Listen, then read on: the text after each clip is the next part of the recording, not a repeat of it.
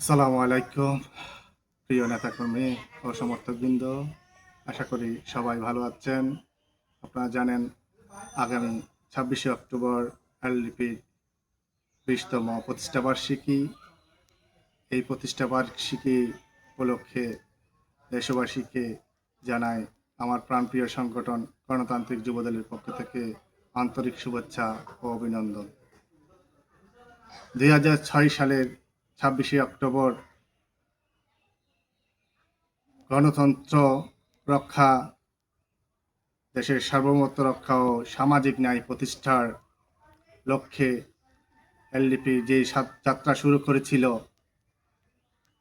তার সাথে আপনারা দেশবাসী কর্নেল আলীর হাতকে শক্তিশালী করা যে অবিচল দেখেছেন, তার জন্যে আবারও আপনাদেরকে আন্তরিক অভিনন্দন ও লাল গোলাপ শুভেচ্ছা জানাই।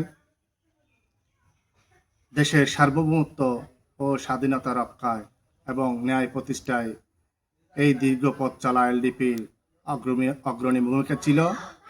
তাই আগামী দিনও আপনারা এইভাবে কর্নেল অলির হাতকে শক্তিশালী করার লক্ষ্যে আপনারা অবিচল থাকবেন, এই আশা ব্যক্ত রেখে এবং আবারও 20তম প্রতিষ্ঠাবার্ষিকীর শুভেচ্ছা জানিয়ে আমার বক্তব্য এখানে শেষ করছি।